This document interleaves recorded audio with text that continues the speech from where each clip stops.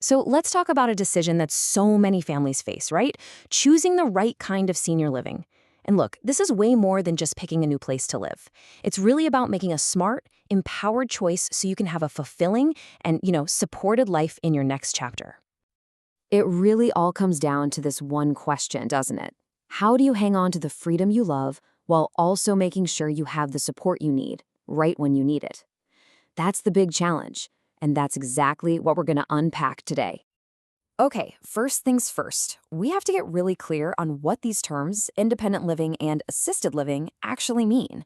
So let's define them by starting with the most basic, fundamental difference between the two. I love how simple this slide makes it. Honestly, if you remember just one thing from this whole explainer, make it this.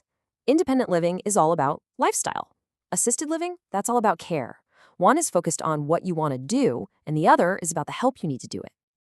So, what does independent living actually look like? Well, picture an active community for folks around your age, but get this, without any of the headaches of owning a home. Yep, no more mowing the lawn, no more fixing a leaky sink. It's for seniors who can totally manage their own day, but are looking for more social events, more fun things to do, and just less hassle. And then you've got assisted living. Now, this is designed for seniors who need a little bit of help with what the pros call activities of daily living, or ADLs for short. This isn't about giving up your independence at all. It's actually about getting just the right amount of help to keep your dignity and your autonomy, but in a really safe way.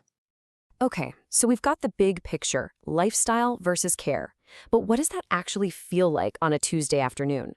Let's dive into what daily life really looks like in each of these places. A typical day in independent living is, well, it's busy. It's kind of like a resort or a college campus for seniors. You might hit a yoga class in the morning, meet up with friends for pickleball, maybe take a painting class later, and then head back to your own private apartment to cook dinner. The whole vibe is about freedom, staying active, and connecting with people your age. Now, in assisted living, the rhythm is a bit different. It's more structured, more supportive. You'll often have meals in a big dining room, which is awesome for socializing. The activities are tailored to what you can do, things like gardening clubs or chair yoga. And here's the key, all the background stuff, the housekeeping, the laundry, the meals, it's all taken care of for you. That frees you up to just focus on feeling good and enjoying your day. We've kind of danced around it, but now we're going to get right to the heart of the matter. This is the single biggest factor in making this decision. The actual specific level of personal and medical care you get in each place.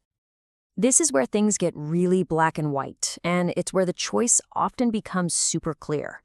So let's look at the hard facts. Okay, let's walk through this chart. Help with those daily things like getting dressed or bathing. In independent living, that's not part of the deal. You'd have to hire someone privately. But in assisted living, it's a core service. It's included. Same thing for managing medications. And look at the staff. In independent living, you've got staff for security. In assisted living, they are there specifically to provide care, 24/7, with nurses either right there or on call. See the difference? Care is literally built into the assisted living model from the ground up. As you can probably guess, that huge difference in care has a direct impact on the price tag. So let's talk about the money. We have to, right? It's a huge factor for absolutely everyone making this decision. All right, so for independent living, the median cost across the country is about $3,145 a month. And remember what you're getting for that. The apartment, no more maintenance, and access to all those fun social activities and amenities. And for assisted living, that median number jumps up to about $5,190 a month. And it is so important to understand why. That price difference is a direct reflection of having trained professional caregivers on site around the clock, plus medication help, plus that personalized daily assistance. Yeah, seeing it side by side like this on a chart really makes it click. That gap in price isn't random. It's the cost of care. You're essentially paying for that peace of mind and that constant hands-on support that's bundled right into the assisted living price. So the big question is, how do people actually pay for this? Well, it's usually not just one thing. It's almost always a mix of sources. Personal savings, maybe a long-term care insurance policy. For some folks, veterans benefits can help, or even Medicaid waivers for the service part of the cost. And for many, it's the money from selling the family home that makes it possible. So we've covered the what, the why, and the how much.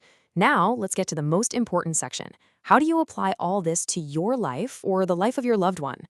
We're going to wrap up with a few simple questions to help you figure it all out. All right, first question, and this one requires some real honesty. Is getting dressed in the morning, taking a shower, or just getting up from a chair becoming a real struggle?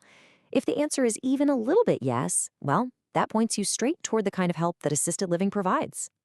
Question number 2 is all about health. Are you juggling a whole bunch of different pills on a complicated schedule, or maybe you have a health condition that you know is going to need more attention down the road? The kind of medical oversight in assisted living is designed for exactly those situations. And finally, let's just boil it all down to this. What's your number one priority? Really think about it. Is it just to ditch the chores so you can have more fun and see more friends? That sounds like independent living. Or is the most important thing knowing that no matter what time it is, day or night, help is right there if you need it? Because that, my friends, is the promise of assisted living. So where do you go from here? It can feel overwhelming, but it doesn't have to be.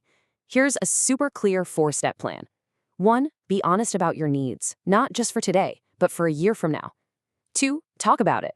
Bring your family, bring your doctor into the loop. 3, and this one is crucial, go on tours. You have to feel the vibe of a place. And 4, ask a million questions. Seriously, don't be shy. This is a huge decision, so get all the answers you need. I just want to leave you with this one last thought. It's so easy to feel like this whole process is about loss or about giving something up. But I would really encourage you to try and reframe that. Making the right choice here isn't about losing your independence. It's about gaining the exact kind of support you need so you can keep living your life as fully and as safely as you possibly can. It's all about choosing the best next chapter for you.